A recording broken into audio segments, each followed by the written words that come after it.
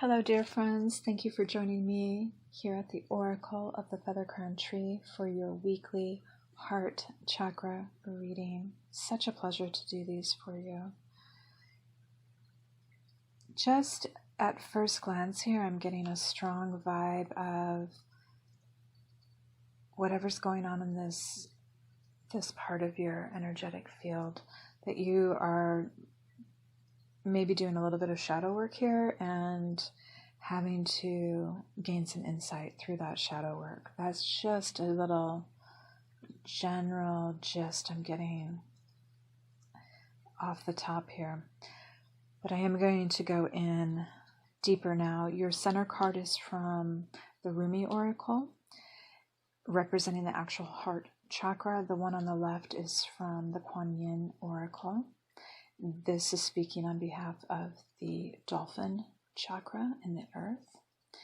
And the one on the right is from the Spirit Messages deck, and it's representing your spirit chakra. So I'm bringing these other two chakras in to help the energy of the heart chakra. Yeah, there's such this cohesiveness of color here too, between the blues and the grays and stuff. So it definitely feels like there's some downtime being taken here to get reflective about love. So starting with the first card, there's something going on here with your inner child.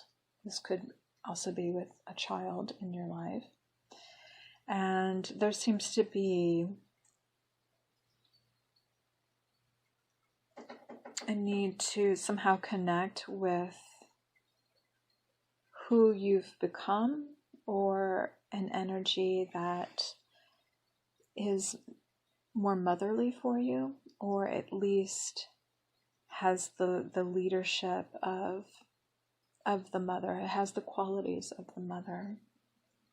So this could also be more of a higher energy from the spirit world that is watching over you. And there's something going on with the hands and connecting. So there's definitely a message of trying to connect either with your inner child or with a graceful feminine energy or a mother presence. And this hand could be there because it wants to protect, and it wants to maybe give you something that would protect you. And I feel like what it wants to give you is this sense of the sacred feminine, that you can find the feminine can be a source of protection, in that in its highest expression of motherly attention and love and care, that is a kind of protection in and of itself. It's, the mama bear energy of looking after, caring for, watching, not ruling over, not controlling, but being there, being someone that can be reached out to if needed. Such a beautiful energy. And the feminine, when they know how to do that, it's such a potent place to know how to operate in, of being there but not overdoing it. It's so graceful and so subtle. So we're also getting more of this graceful, subtle energy off of the supporting card, which also has the feel of kind of that same feeling, like the feminine's there, but it's not loud. It's playing a song that can be felt more than heard. It's operating on an energetic level and not so much a physical level. It understands the importance of good vibes, of good energy, of just being in the right headspace and heart space, and how that transforms the quality of life. And this does speak to